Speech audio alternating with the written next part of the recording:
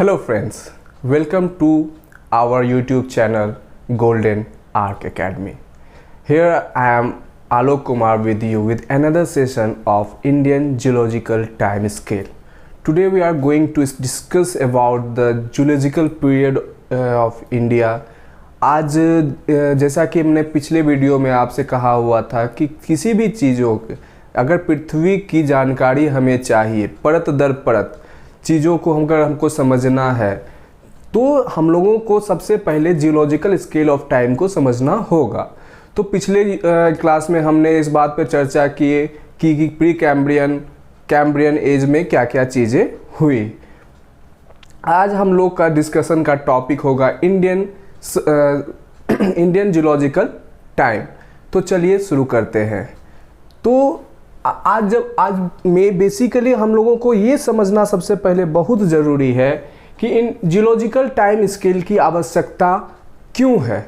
Geological time scale की आवश्यकता इसीलिए है ताकि हम लोग अलग अलग चीज़ों के बारे में जान सके कि हमारी धरती पे कहाँ पे क्या रिसोर्सेस होंगे, को किस रॉक्स में किस तरह की रिसोर्सेस मिलेंगे, कोल कहाँ किस तरह के रॉक्स में मिलेगा, रॉक्स किस किस टाइप का होता है, कौन सा रॉक किस समय बना था, लाइफ इवेंट्स क्या हुआ, क्रोनोलॉजी ऑर्डर में इसको डिस्क्राइब कैसे किया गया। तो इन सब चीज़ों के का बृहद तौर पे जानकारी लेना ही जियोलॉजिकल स्केल टाइम का मेन उद्देश्य होता है।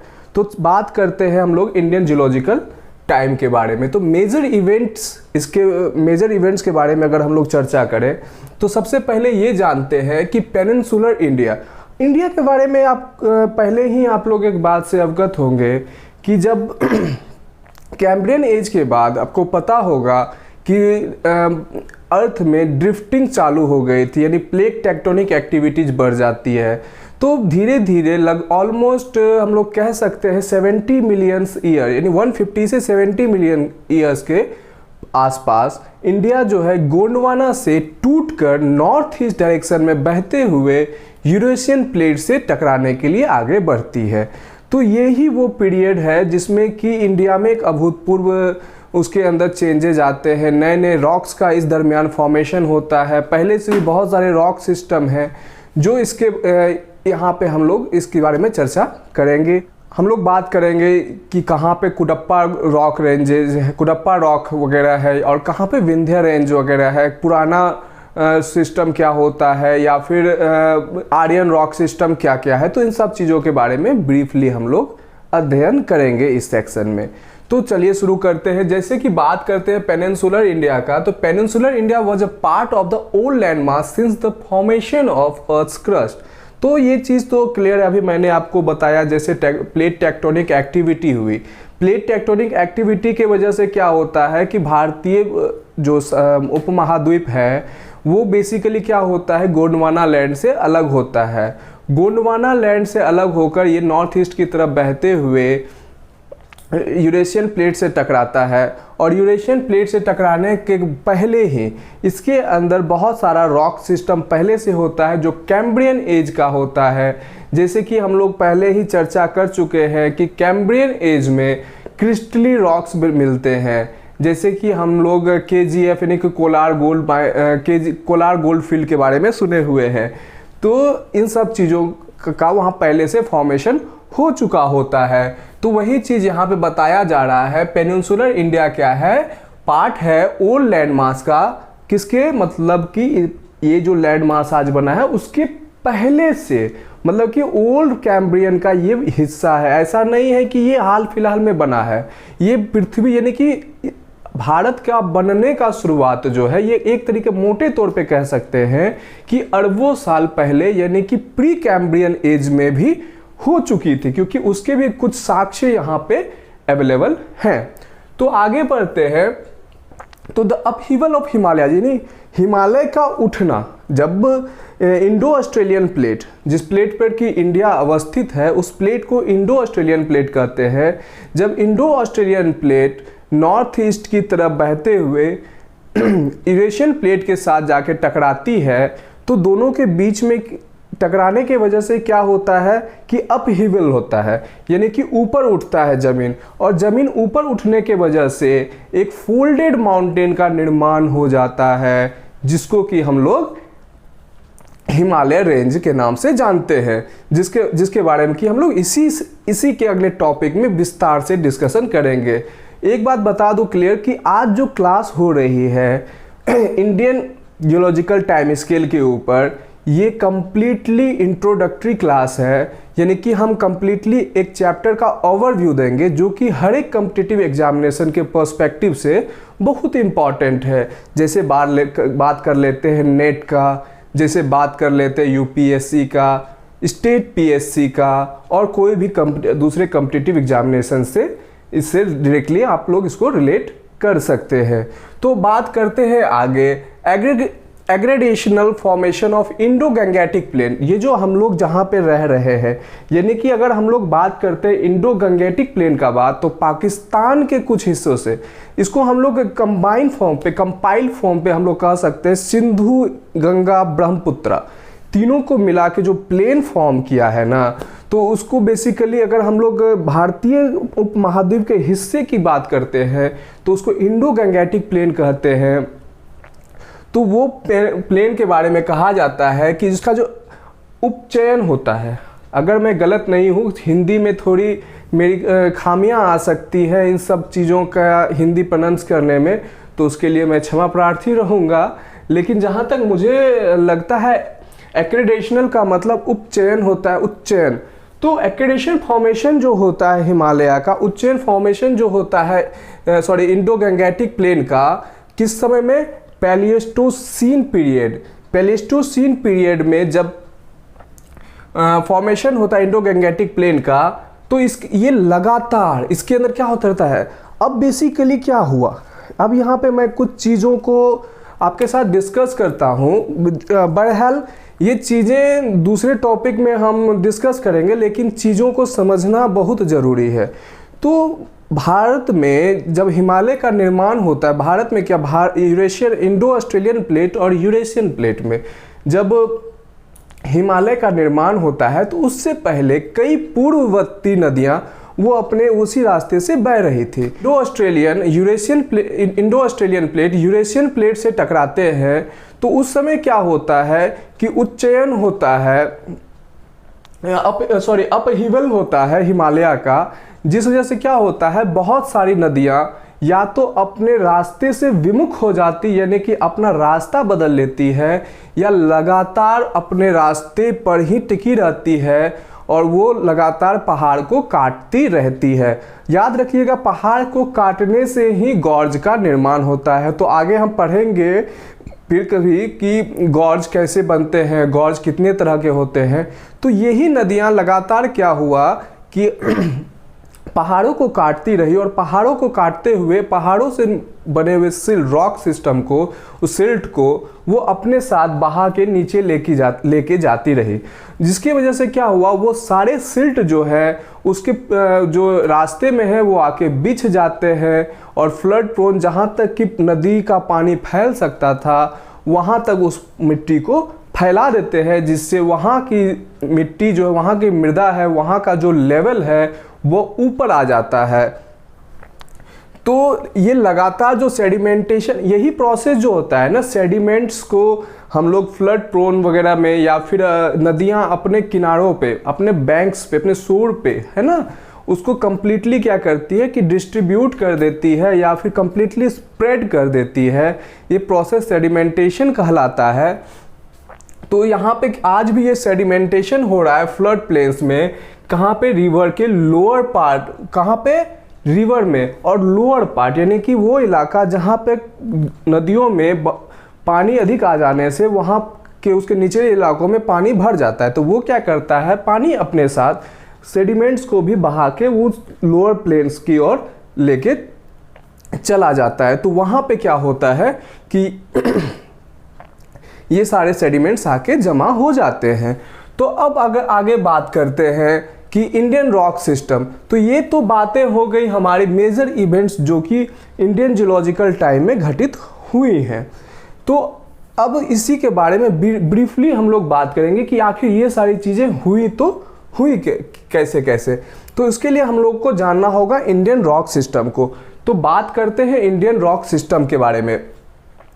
तो इंडियन रॉक सिस्टम को जानने के लिए हम लोग को सबसे पहले जानना होगा कि एक जियोलॉजिस्ट थे जिनका नाम था टी.एस. हॉलैंड। टी.एस. हॉलैंड जो है वो सबसे पहले बताए थे, कैटेगराइज किए थे इंडियन रॉक सिस्टम को 4 पार्ट में। तो 4 पार्ट में वो कैटेगराइज करते हैं। वो 4 पार्ट है आर्चियन, पुराना, द्रविडियन और आर्यन। ये याद रखिएगा, 4 रॉक को वो कंप्लीटली 4 रॉक सिस्टम में इंडियन रॉक सिस्टम को वो डिवाइड करते हैं, जो कि हैं आर्चियन, पुराना, द्रविडियन और आर्यन को। तो ये आर्चियन को हम लोग प्री कैम्ब्रियन कहते हैं। आर्चियन को हम लोग प्री कैम्ब्रियन कहते हैं। पुराना को हम लोग लेट प्री कैम्ब्रियन कहते हैं। याद रखिएगा कि ये दोनों ही रॉक सिस्टम, आर्चियन और पुराना दोनों ही rock system pre Cambrian time के ही हैं। टी.एस. हॉलैंड जब उसको बांटते हैं, तो टी.एस. हॉलैंड जब उसको 4 पार्ट में बांटते हैं तो उसमें 2 पार्ट जो होता है वो प्री कैम्ब्रियन का होता है, एक लेट प्री कैम्ब्रियन का होता है और एक प्री कैम्ब्रियन का होता है। तो प्री कैम्ब्रियन में 2 पार्ट आ गया, आर्कियन रॉक सिस्टम और पुराना रॉक सिस्टम। तब जब हम लोग बात करेंगे आर्कियन रॉक सिस्टम के बारे में, तो एक चीज़ यहाँ ध्यान रखना होगा कि आर्कियन रॉक सिस्टम में आता है आर्चियन, नाइस और सिस्ट। आर्चियन, नाइस और सिस्ट आता है। और दूसरा आता है आर्कियन रॉक सिस्टम में Dharwad rock system. Dharwad rock system कहने का ये अर्थ नहीं है कि वो उसका बेसिकली कर्नाटक में एक जगह है धारवाड़, कर्नाटक में एक जगह है धारवाड़, वहीं पे सबसे पहले इस रॉक सिस्टम की बात हुई। तो अभी जैसे कि हम लोग आर्चियन, नाइस और सिस्ट्स के बारे में पढ़ेंगे, तो एक ऐसे ही जैसे बंगाल नाइस है, बुंदेलखंड नाइस है, तो इसके बारे में अगर हम लोग पढ़ेंगे तो जैसे मिदनापुर में सबसे पहले बुंदेलखंड नाइस के बारे में बताया गया। तो इसी तरीके से जगह के ऊपर कंप्लीटली वो डिपेंड होता है कि वो कहाँ पे मिला है या फिर सबसे पहले उसकी पहचान किस जगह पे करी गई। तो आगे अब बात करते हैं कि पुराना रॉक सिस्टम में पहला से है कुडप्पा सिस्टम। पहला है कुडप्पा सिस्टम, दूसरा है विंध्यन रेंज यानी एमपी वाला इलाका। तो बात कर रहा था मैं आर्चियन रॉक सिस्टम के बारे में। तो आर्चियन रॉक सिस्टम के बारे में बात करी जाए तो अरावली, धारवाड़, कुडप्पा, विंध्यन, मेघालय प्लेट्यू और मिकर हिल्स, ये सारी की सारी ये आर्कियन रॉक सिस्टम के अंतर्गत आ जाती है। इसके अंदर अगर हम लोग बात करते हैं खनिज की, तो सबसे पहला ऑर्थोक्लेज, क्वार्ट्ज, मेसोवाइट, बायोटाइट और हेंसब्रेंड जैसे खनिज इसके अंदर आपको मिलते हैं। इंडियन रॉक सिस्टम को जैसे कि हमने पहले बताया कि इसको टोटली 4 पार्ट में डिवाइड करते हैं, आर्कियन रॉक सिस्टम, पुराना rock system, Dravidian rock system और आर्यन रॉक सिस्टम। तो अब बात करते हैं आर्चियन रॉक सिस्टम के बारे में। तो आर्चियन रॉक सिस्टम जो है ये प्री कैम्ब्रियन एरा का है और इसका कालानुक्रम लगभग 2500 मिलियन ईयर से पहले का होता है। दूसरा रॉक सिस्टम जिसको कि हम लोग पुराना रॉक सिस्टम कहते हैं, इसका कालानुक्रम होता है 2500 मिलियन से 1800 मिलियन, यानी कि इसके बाद वाला टाइम में आ जाता है। थर्ड रॉक सिस्टम को द्रविडियन रॉक सिस्टम कहते हैं और फोर्थ वन को आर्यन रॉक सिस्टम कहते हैं। तो आर्कियन रॉक सिस्टम में इसका 2 पार्ट हम लोग पढ़ते हैं। सबसे पहला पार्ट को हम लोग आर्कियन नाइस और सिस्ट्स कहते हैं। तो चलिए जानते हैं आर्कियन नाइस और सिस्ट के बारे में। तो the Archean system contains the first formed rocks of the earth, यानी कि ये पहला फॉर्म आर्कियन रॉक सिस्टम जो है अर्थ का सबसे पहला फॉर्म्ड रॉक्स है, यानी कि ये वो समय है, ये उस समय के बारे में बात कर रहा है जब सबसे पहले रॉक्स बनना स्टार्ट हो गया था। दूसरा, the rocks are primarily gneiss and granites having no marks of fossil, यानी कि इस समय जो रॉक्स बनता है तो इसमें कोई मार्क है ही नहीं फॉसिल का। फॉसिल का कहने का मतलब है कि ऐसे कोई यहाँ पे जीव आए ही नहीं जो कि कंप्लीटली जो कि मरने के बाद या फिर उसका डिके होने का बाद वो फॉसिल्स का फॉर्म कर जाए, यानी कि फौना और फ्लोरा दोनों में से किसी का एग्जिस्टेंस का बात नहीं आता है। दूसरी बात, तो इस बात पे हम कतई इस बात पे इनकार नहीं कर सकते हैं कि इस समय कोई जीवन नहीं था।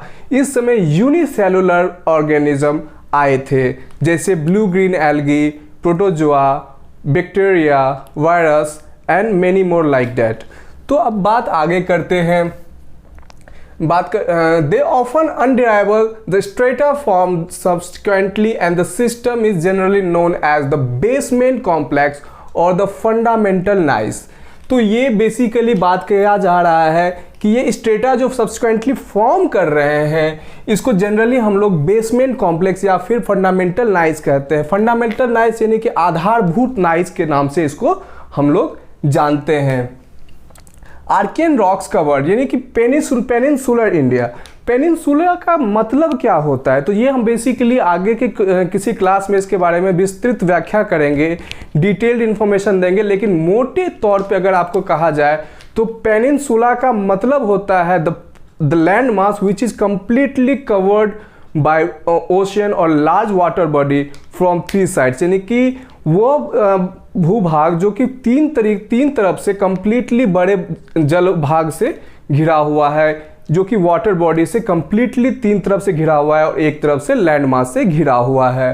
तो बात करते हैं, तो आर्कियन रॉक जो है पेनिनसुला इंडिया का 2/3 पार्ट जो है वो कवर करता है। ये कहाँ बेसिकली होता है, तो हम लोग जब बात करते हैं आर्कियन रॉक का, तो आर्कियन रॉक इसका मतलब ये नहीं है कि पेनिनसुला इंडिया यानी कि डेक्कन प्लेट्यूज वगैरह सब में अवेलेबल यहाँ के वहाँ पे मिलता है। जब हम बात करते हैं आर्कियन रॉक्स का, तो ये बेसिकली ट्रांस हिमालयन रेंज जैसे कि जास्कर, लद्दाख, काराकोरम, ग्रेटर हिमालय, मिकिर हिल्स वगैरह सब में भी इजीली अवेलेबल हो जाता है। मतलब इसके बेस में आर्कियन रॉक्स मिलता है। चलिए अब बात करते हैं धारवाड़ सिस्टम का। धारवाड़ के बारे में जैसा कि हमने बताया आपको, धारवाड़ सिस्टम कर्नाटक का एक जिला है। कर्नाटक राज्य के धारवाड़ जिले में सर्वप्रथम इस चट्टान की पहचान करी गई थी। धारवाड़ सिस्टम कंप्लीटली ऐसा नहीं है कि कर्नाटक में फैला हुआ है, ये अरावली रेंजेस के आसपास भी फैला हुआ है, यानी कि भारत में ये पूरी तरीके से स्कैटर्ड है। लेकिन चूंकि इसका सर्वप्रथम पहचान कर्नाटक के धारवाड़ जिले में किया गया था, इसलिए इस रॉक का नाम धारवाड़ रखा गया है। अब बात करते हैं, तो वेदरिंग जो हुआ ना, वेदरिंग का कहने का मतलब क्या हुआ कि समय के साथ टूटना या चट्टानों का टूटना फूटना नेचर के अलग अलग एजेंट्स के द्वारा, जैसे विंड, वाटर और किसी और भी तरह का, जैसे कि सॉइल इरोजन होता है, किसी लैंडस्लाइड होता है, तो ये कुछ चीज़ें होती है, नेचुरल डिजास्टर्स होता है, जिसकी वजह से क्या होता है कि सॉइल जो होता है, मतलब वेदरिंग, किसी भी सॉइल का वेदरिंग स्टार्ट हो जाता है। तो weathering of Archaean rocks yielded the earliest sediments and formed the oldest sedimentary strata। Sedimentary कहने का क्या मतलब है? सेडिमेंट्स मतलब वो हिस्सा, वो परत जो कभी किसी चट्टान के टूटने या फूटने के बाद एक परत के रूप में बिछ जाती है, और परत के रूप में बिछने के अधिक प्रेशर के वजह से फिर से एक सॉलिड वो स्ट्रक्चर अपना ले लेती है, और वो परत दर परत वो बैठती चली जाती है। तो बेसिकली यहाँ पे बात आ रही है जब, तो ये सबसे धारवाड़ सिस्टम के बारे में बात किया जाए तो इसका सबसे महत्वपूर्ण बात जो याद रखने योग्य है वो है कि द ओल्डेस्ट सेडिमेंट्री स्ट्रेटा, ये सबसे ओल्डेस्ट सेडिमेंट्री स्ट्रेटा है। और जो धारवाड़ सिस्टम का ये बेसिकली कहाँ पे मिलेगा, किस फॉर्म में मिलेगा, तो ये आज मेटामॉर्फिक फॉर्म में मिलता है। और सबसे इंपॉर्टेंट बात, चूंकि ये आर्चियन ग्रुप का है, ध्यान से याद रखिएगा, कभी कभी क्वेश्चंस में पूछ दिया जाता है कि Dharwad system contains fossil fuels, minerals, metals, both 1 and 2, 2 and 3, कुछ इस तरीके से। तो याद रखिएगा, कभी भी भूल के ये मत कहिएगा कि इसके अंदर फॉसिल यानी कोल, पेट्रोलियम, नेचुरल गैस, ये कभी भी मिल सकता है। याद रखिए, धारवाड़ सिस्टम में कभी भी फॉसिल फ्यूल नहीं मिलता है, ये मेटामॉर्फिक फॉर्म में होता है और इसके अंदर कभी भी आपको फॉसिल नहीं मिलेगा। याद रखिएगा, यहाँ पे कभी भी आपको फॉसिल नहीं मिल सकता है। ये रॉक्स जो होता है स्कैटर, जैसा कि हमने आपको पहले ही बताया, ये एक तरीके से कहा जाए, जिस तरीके से ये मान सकते हैं कि ये पैच के फॉर्म में, मतलब कि वो चितकबरा टाइप का कह सकते हैं हम लोग अपने लैंग्वेज में, तो पैचेज के फॉर्म में ये हमको मिलता है। स्कैटर्ड होता है, मतलब कि कुछ पार्ट यहाँ है, कुछ पार्ट वहाँ है, कुछ पार्ट वहाँ है। मतलब कि कंप्लीटली आप ये नहीं कर सकते हैं कि this rocks are completely compiled, मतलब एक ही जगह पे वो इकट्ठा नहीं है, ये भारत के अलग अलग हिस्सों में फैला हुआ है। अगर हम बात करते हैं तमिलनाडु से लेकर राजस्थान तक, पूरी तरीके से ये कंप्लीटली स्कैटर्ड है। तो चलिए पता करते कहाँ पे स्कैटर्ड है। तो ये कर्नाटका, तमिलनाडु, याद रखेंगे कर्नाटका का कहाँ पे, कर्नाटका के बारे में जब हम लोग बात कर रहे हैं तो इसका जो धारवाड़ सिस्टम है, कर्नाटका का कहाँ, धारवाड़ जिला,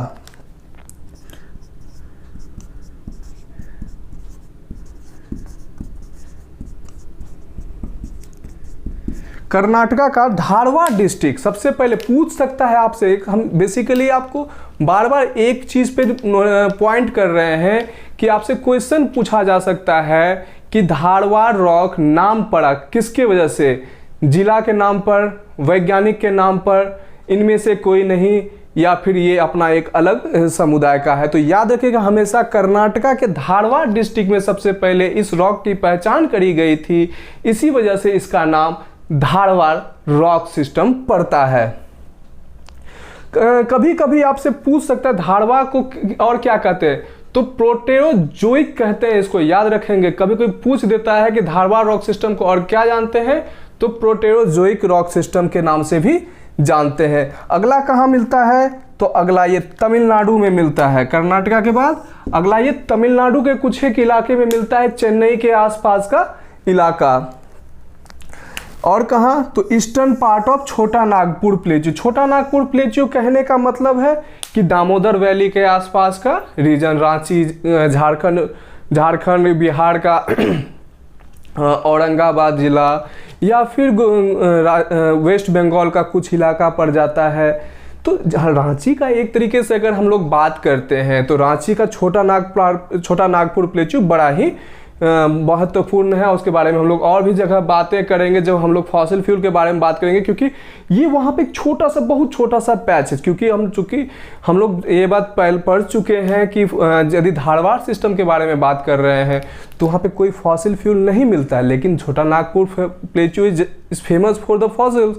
तो अब वहाँ पे कहाँ से फॉसिल आता है तो उसके बारे में बात करेंगे, तो थोड़ा इंटरेस्टिंग है। तो वो वहाँ पे एक तरह से कहा जाए तो पैच के रूप में है, जहाँ पर कि मिनरल्स वगैरह, जैसे कि आप हाल फिलहाल में सुने होंगे कि झारखंड में सोना का बहुत बड़ा वहाँ पे खान मिला है। तो इससे एक बात तो क्लियर हो गया कि अगर हम लोग आर्चियन रॉक के बारे में बात कर रहे हैं, और जब हम पिछले क्लास में पढ़े थे आर्चियन रॉक के बारे में, तो एक चीज़ तो क्लियर था, आर्चियन रॉक का मतलब ये है कि वहाँ पे खनिज यानी कि मिनरल्स, मेटल्स, ये सभी चीज़ें बहुत आयात मात्रा में मिलेंगी। क्योंकि इस समय क्या हुआ, आर्कियन एज में उस समय क्या हुआ, रॉक्स का क्रिस्टलाइजेशन हुआ। तो रॉक का क्रिस्टलाइजेशन होगा तो क्या बनेगा, आयरन, क्या कहते हैं, आयरन ओर सब बनेगा, यही सब बनेगा कि।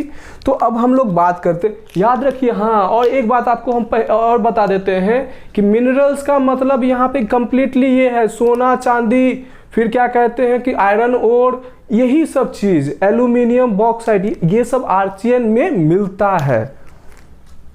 अब आगे का बात करते हैं कि यहाँ पे कहाँ, मेघालय प्लेट्यू। मेघालय प्लेट्यू में भी आपको आर्चियन रॉक सिस्टम मिलता है।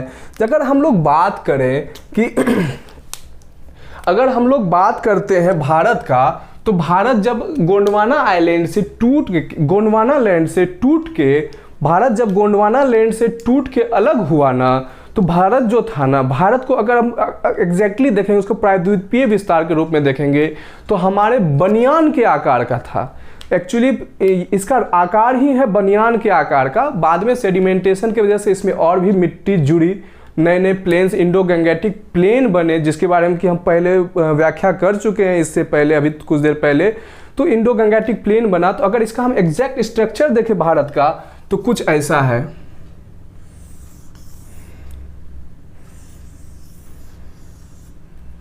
और यहाँ पे चूंकि जो हमारा ब्रह्मपुत्रा रिवर है और गंगा रिवर का यहाँ मिलन होता है, तो यहाँ के रॉक को लगातार वो बहने के वजह से यहाँ के रॉक को वो क्या किए, कंप्लीटली कट कर दिए, यानी कंप्लीटली अलग कर दिए। यानी कि अगर हम लोग बात करते हैं, इसलिए आप क्या देखेंगे कि मेघालय के पठार में बहुत ज़्यादा समानताएं हैं हमारे प्रायद्वीप यानी डेक्कन प्लेट्यू के से संबंधित बहुत सारी समानताएं आपको वहां पे देखने को मिलेंगी। तो ये क्या होता है कि इसी में आर्कियन रॉक्स होता है।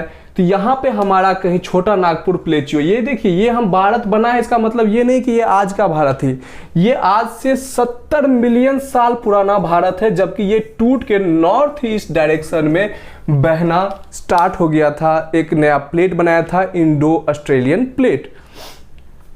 तो बात करते हैं आगे तो यहाँ पे बात करते हैं, तो ये मेघालय प्लेट्यू भी जो है ये आर्कियन रॉक सिस्टम का एक हिस्सा है।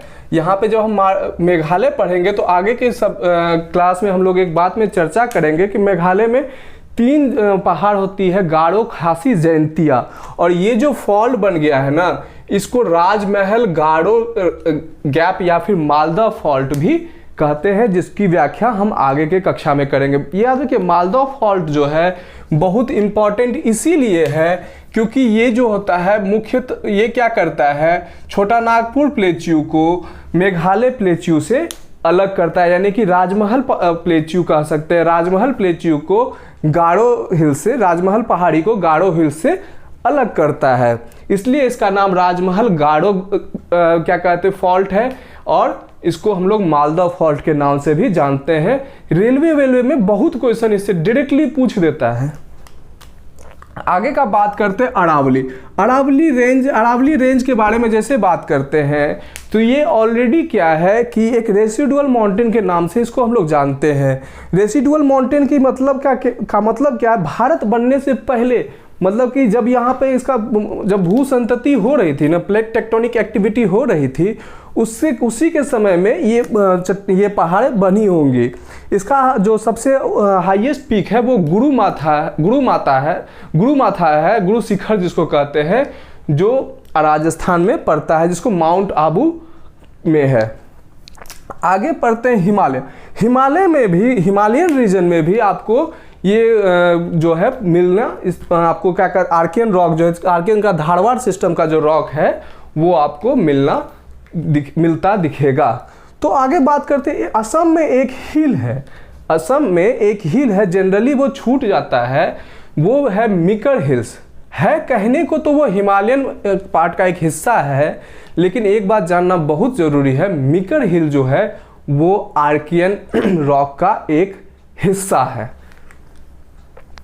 आगे बात करते हैं आर्कियन रॉक सिस्टम जो होता है, जैसा कि हम पहले ही आपको बताए, छोटा नागपुर के टाइम में ही आपको हम बताएं कि वहाँ पे वो बेसिकली कोयला के लिए बहुत फेमस है, लेकिन वहाँ पे यदा कदा सोना के बारे में बताता है।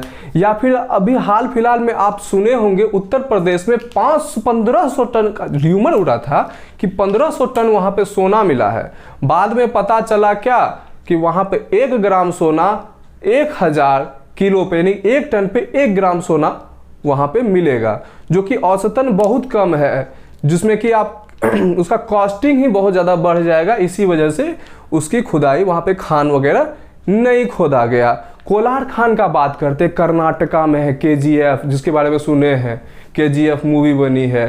Kolar gold mines, Kolar gold fields है, तो वहाँ बेसिकली इसके बारे में एक बात क्लियर बता दें कि ये दुनिया का सबसे गहरा खदान है, और यहाँ पे औसतन 5.5 ग्राम सोना जो है प्रति 1 टन अयस्क पर, एवरी 1 टन ओर में 5.5 ग्राम सोना अवेलेबल होता है और ये लगभग 3.5 किलोमीटर गहरा खदान है। दुनिया का सबसे गहरा खदान कोलार गोल्ड फील्ड्स, ठीक है, ये दुनिया का सबसे गहरा खान है सोना का। आगे बात करते हैं, आर्चियन रॉक सिस्टम जो है वो इकोनॉमिकली यानी कि आर्थिक तौर पर इकोनॉमिकली बहुत महत्वपूर्ण रॉक है। क्यों रॉक है महत्वपूर्ण भैया? तो महत्वपूर्ण रॉक इसीलिए क्योंकि यहाँ मिनरल्स मिलता है। ऑब्वियसली जहाँ पे मिनरल्स होगा वहाँ पे पैसा होगा, और जहाँ पैसा होगा तो आप क्या करेंगे, अपना लाइफ स्टाइल को ऊपर लेके चले जाएंगे। तो बेसिकली कुल मिला के ये आता है ना कि यदि अगर आप मिनरल्स वगैरह में धनी मनी है तो पैसों टका में आप ऊपर आ जाएंगे। तो बात करते हैं कि इसके अंदर क्या हो है, वैल्यूएबल मिनरल्स है। वैल्यूएबल मिनरल्स है मतलब क्या, खाली सोने है? नहीं, क्या क्या है, आयरन ओर है। आयरन ओर के बारे में बात करते हैं तो एक छोटका सा जानकारी दे दे आपको कि यहाँ पे 2 जगह आप देखिएगा। मैंगलोर में क्या है कि कच्चा लोहा जो है, कच्चा इस्पात, ये डायरेक्टली कोच्चि क्या कहते हैं, कोच्चि विमानपत्तन यानी कि डॉकयार्ड में सप्लाई होता है, वहां से विदेश में भेजा जाता है। दूसरा है क्या कहते हैं, वही आंध्र प्रदेश में विशाखापत्तनम, यहाँ भी इस्पात को है, जापान यहाँ से भेजा जाता है। ये यहाँ पे आपको आयरन ओर बहुत मात्रा में मिलता है, मैंगलोर में हुआ। यानी कि ये कह सकते हैं कि अगर हम लोग इतिहास का बात करेंगे ना तो मराठवाड़ा वाला इलाका, वो जो टीपू सुल्तान है, श्रीरंगपट्टनम, ये मुसलिनीपट्टनम, ये सब और आइडेंटिफाइड प्लेसेस है। अगला बात करते हैं manganese.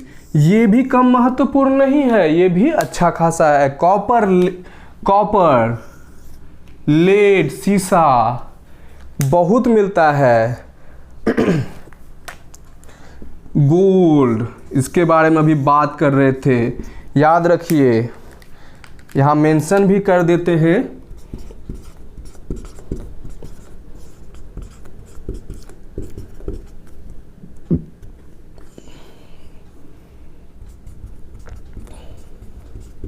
Kolar gold field depth कितना है, 3.5 किलोमीटर। और याद रखिए कोलार गोल्ड फील्ड में पर टन अयस्क जो है 5.5 ग्राम गोल्ड अवेलेबल है। पूछ सकता है आपसे कि कोलार गोल्ड फील्ड से प्रति टन अयस्क में कितना सोना निकाला जाता है, तो 5.5 ग्राम सोना प्रति टन अयस्क से वहां से निकाला जाता है। तो अगला है क्वार्टेजाइट। क्वार्टेजाइट पत्थर का यूज हम लोग सौंदर्यीकरण में करते हैं, पता है, ये चमकवा पत्थर, चकमक पत्थर जिसको कहते हैं, क्वार्ट्स, माइका वगैरह सब भी इससे कभी कभी बनता है। अगला क्या है, स्लेट्स वगैरह सबको आगे हम लोग पढ़ेंगे।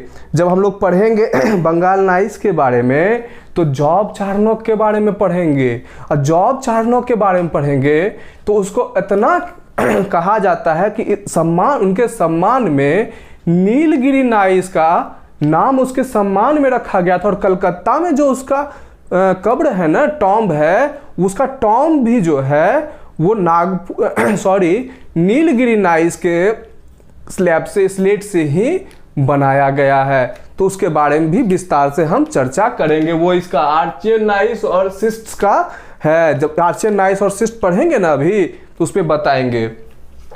तो आगे बहुत सारे ऐसे मिनरल्स हैं। जहाँ तक कि आज हम बेसिकली आर्कियन रॉक सिस्टम में पढ़े, इसका 2 पार्ट पढ़े। प्री कैम्ब्रियन के अंदर आर्कियन रॉक सिस्टम में आर्कियन नाइस और धारवाड़ सिस्टम के बारे में हम लोग विस्तार, मतलब कि इंट्रोडक्टरी क्लास एक तरह से कहते हैं, किए। अब बेसिकली हम लोग अगले सेशन में देखेंगे कि आर्चियन नाइस और सिस्ट कितने प्रकार के होते हैं तथा ये कहाँ कहाँ पाए जाते हैं, इसकी क्या विशेषता होती है, और फिर उसके बाद हम लोग धारवाड़ सिस्टम के बारे में पढ़ेंगे कि ये कितने तरह के होते हैं। जैसे कि आपको कुछ एग्जांपल्स बता दें तो चैलेंजर है, फिर बहुत सारा इसी तरीके से बहुत सारा आपको धारवाड़ सिस्टम में मिल जाता है। आगे कुडप्पा है फिर, तो इसके बारे में हम लोग विस्तार से व्याख्या अगले क्लास में करेंगे। तो आप हमें इसी तरीके से मोटिवेट करते रहने के लिए हमारे वीडियो को लाइक करें, शेयर करें अपने दोस्तों के साथ और सब्सक्राइब करना ना भूलें, क्योंकि जितना ज़्यादा आप सब्सक्राइब करेंगे उतने ही जल्दी आप हमारे वीडियोज़ का नोटिफिकेशन अपने इनबॉक्स में पाएंगे। सब्सक्राइब करने के बाद बेल आइकन दबाना ना भूलें।